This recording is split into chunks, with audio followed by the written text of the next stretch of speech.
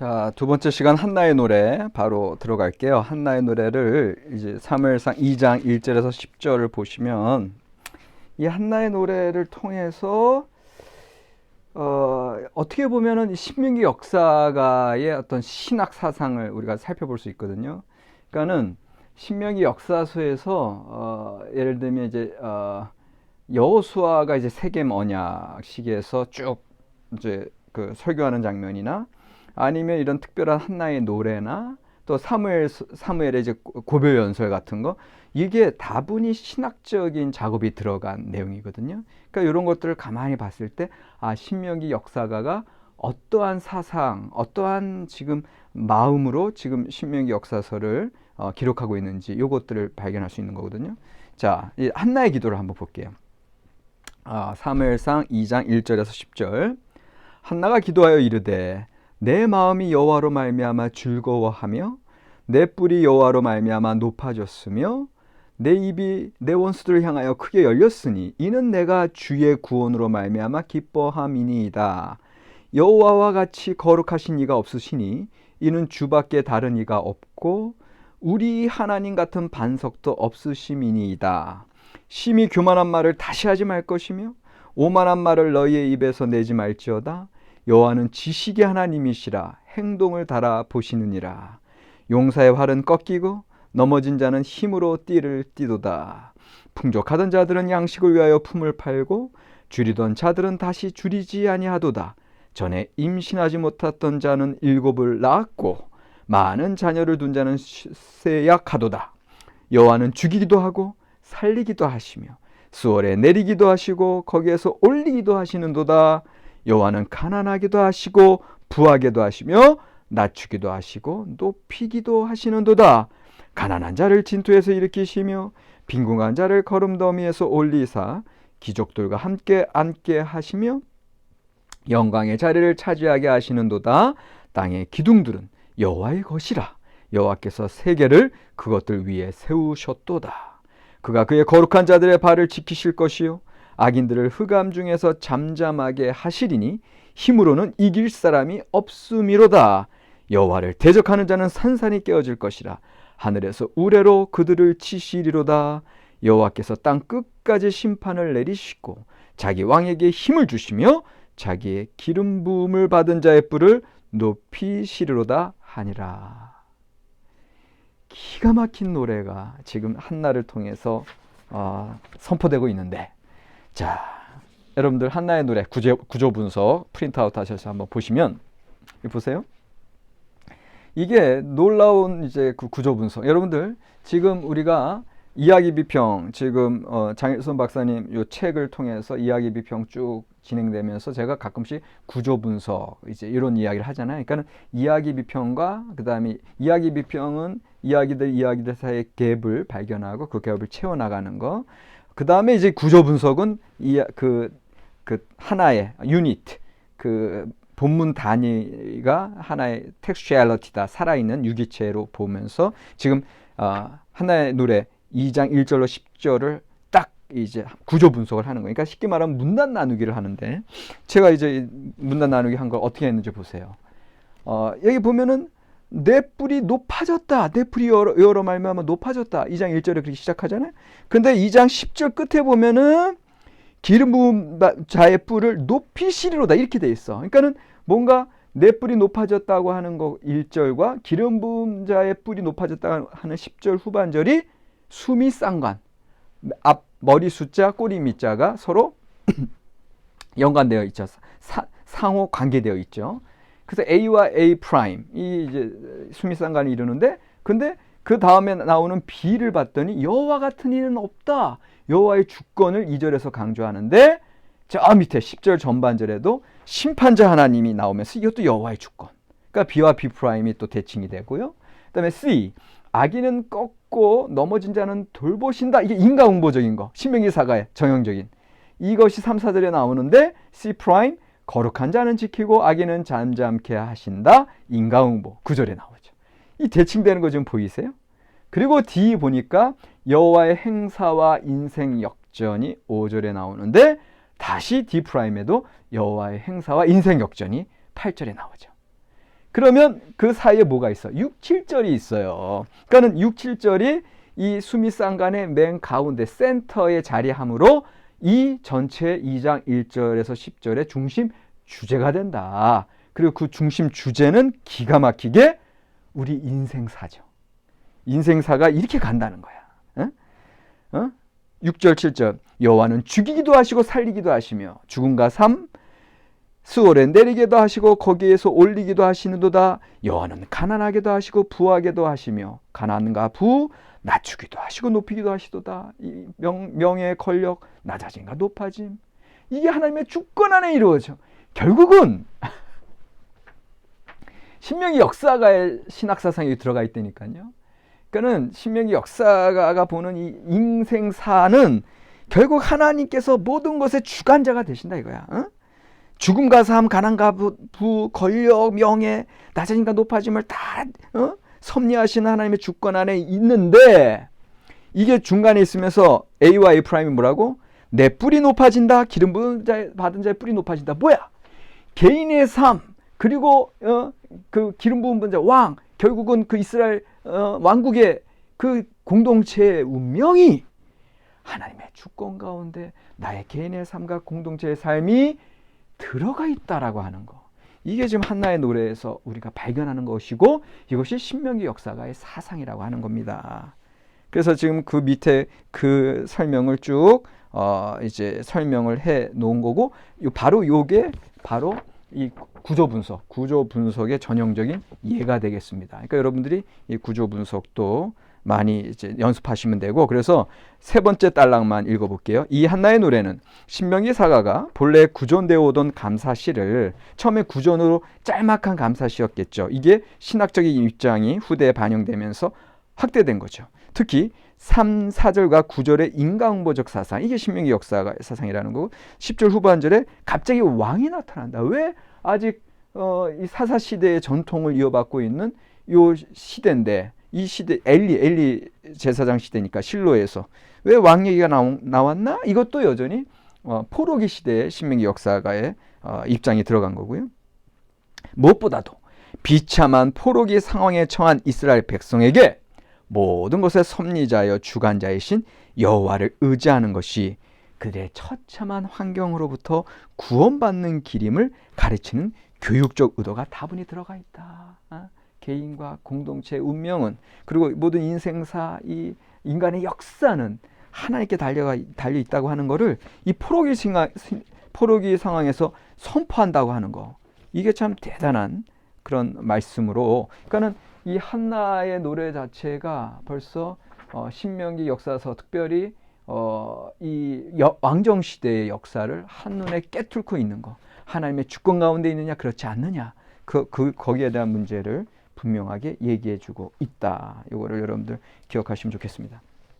자, 그 다음에 이제 엘리와 그의 집안에 대한 거. 그래서 이제 우리 교재로는 쭉 넘어가서 340쪽이죠. 340쪽 엘리와 그의 집안. 그래서 여기서는 철저하게 사무엘과 엘리 내지는 사무엘과 엘리의 아들들의 대조가 이제 쭉 드러나 있다.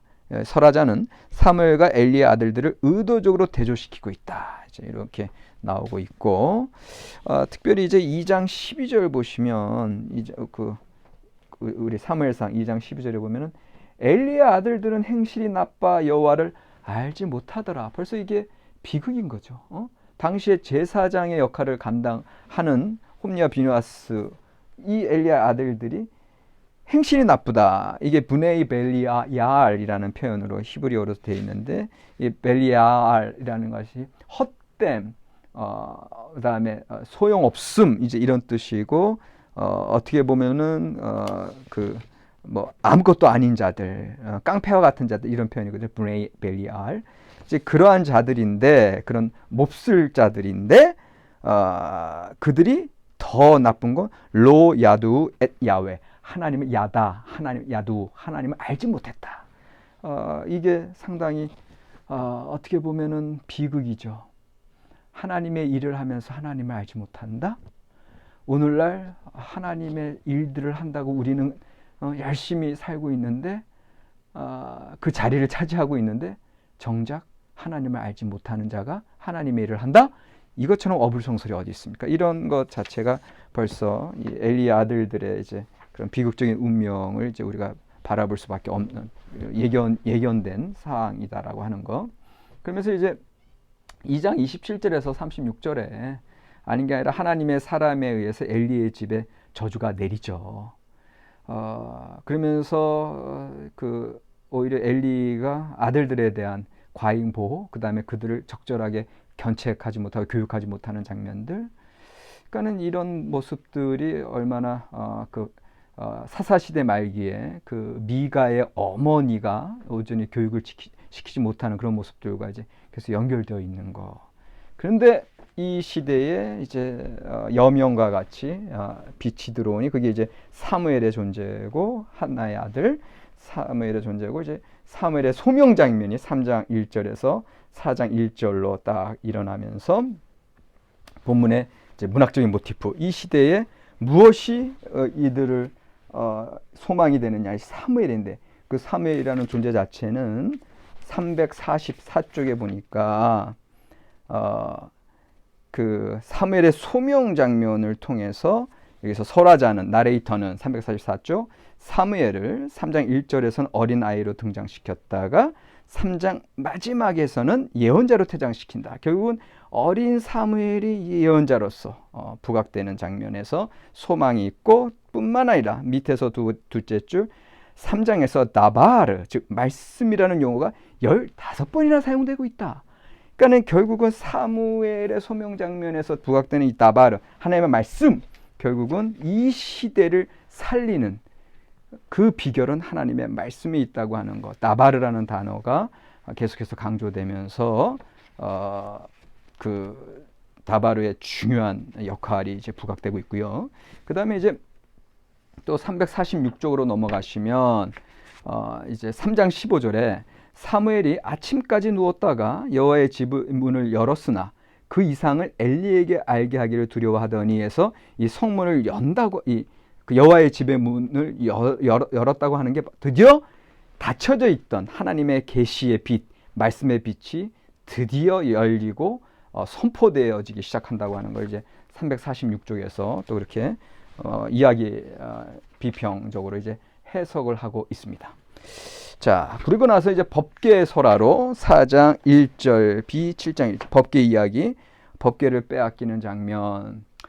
349쪽에 보면 법궤는 곧 하나님의 임재를 상징하는데 블레셋에게 패배하고 법궤를 빼앗겼다고 하는 것 자체는 지금 이스라엘 백성이 사사시대 말기 왕정시대 시작하기 전 그만큼 지금 하나님의 임재가 떠나가 있는 상태를 지금 얘기하고 있고 거기에다가 이제 엘리의 아들도 죽고 엘리 죽고 그 다음에 사실은 이 법궤가 그 전쟁 현장에 나갔는데도 불구하고 하나님의 임재를 상징하는 그래서 처음에는 이제 블레셋인들도 두려워하죠. 왜 저 이스라엘 백성들이 왜 저렇게 한우성을 지르느냐 그들의 신이 그들 가운데 임했다. 우리는 어떡하지? 그러면서도 싸웠는데 오히려 자기네들이 이기는 거거든요. 이스라엘 백성 패망하고. 그러니까 여기서 얘기하는 건 법계의 어떤 마술적인 요소가 아니라 종교적인 형식이 아니라 지금 이스라엘 백성에게 정작 중요한 건 말씀, 다바르 말씀이 지금 온전히 살아있지 않은 그런 상태를 분명히 이야기해주고 있다라는 거죠.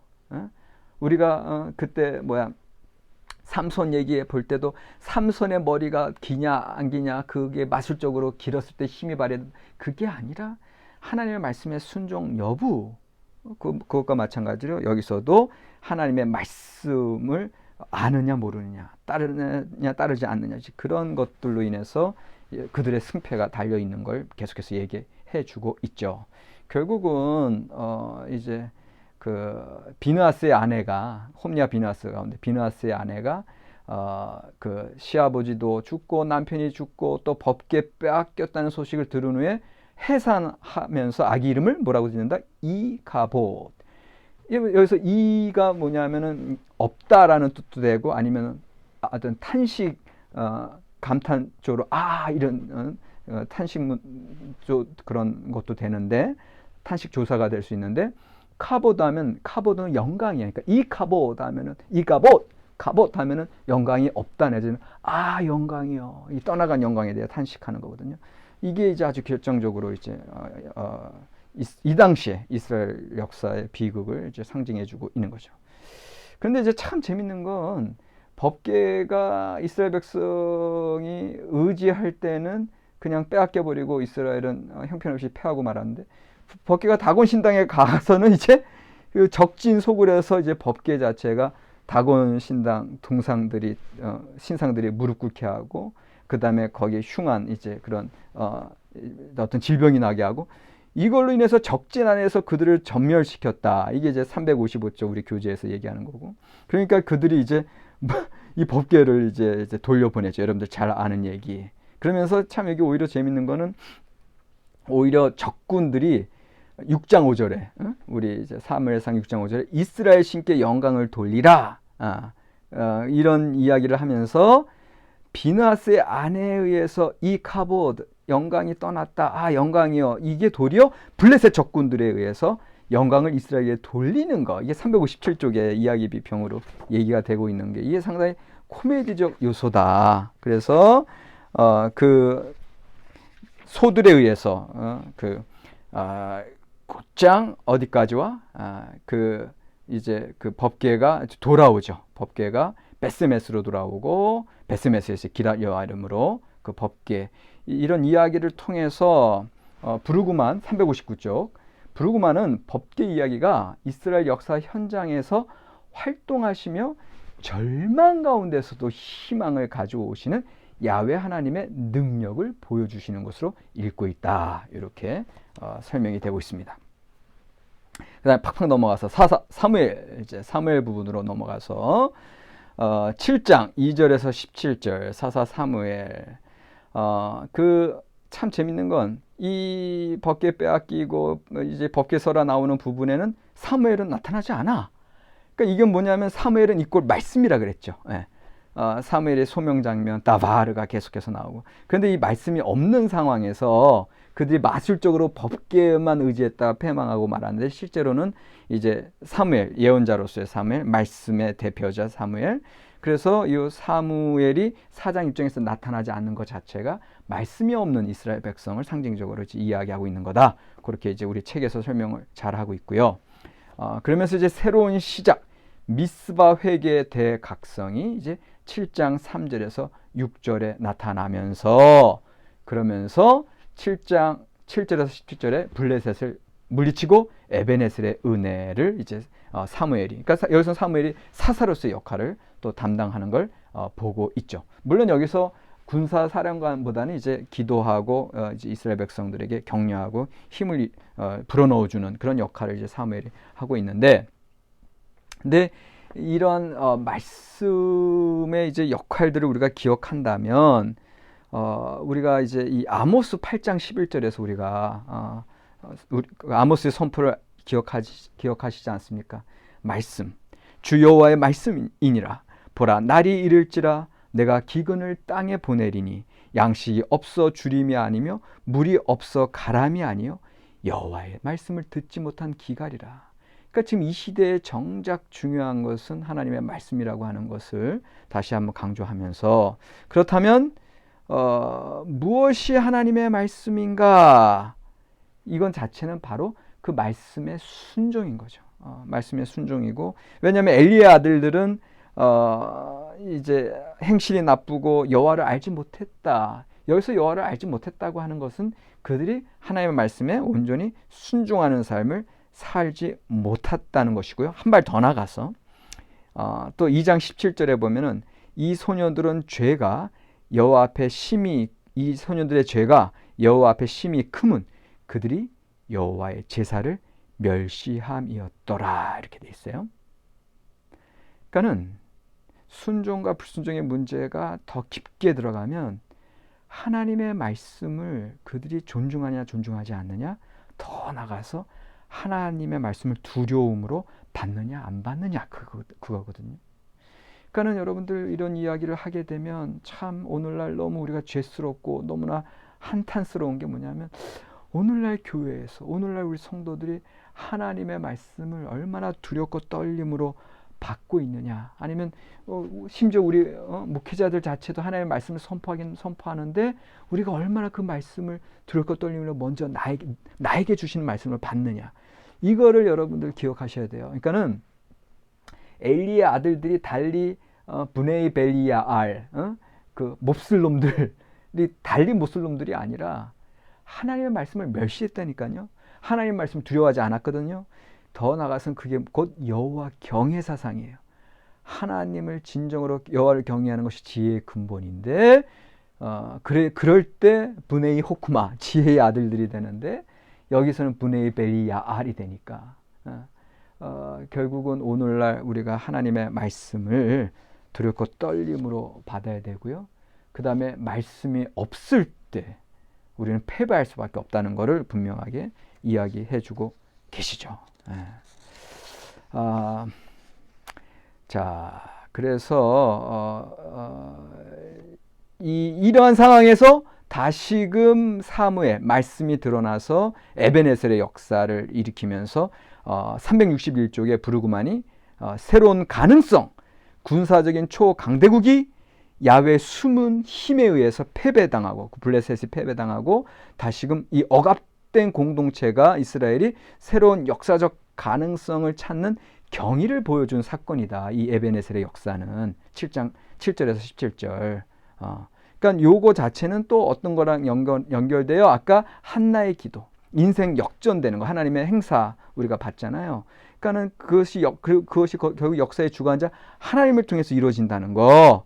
그러니까 이것이 지금 사무엘서를 시작하면서 주관자 하나님에 의해서 우리 인생들은 역전되어지고 불가능한 상황에서 하나님이 가능한 새로운 소망의 역사로 불러일으키신다고 하는 거, 이거를 이제 이야기하고 싶어한다. 신명기 역사가가 그걸 이제 발견하게 되는 겁니다. 자, 그 다음에 이제 교재 내용 10장 사울로 넘어가겠습니다.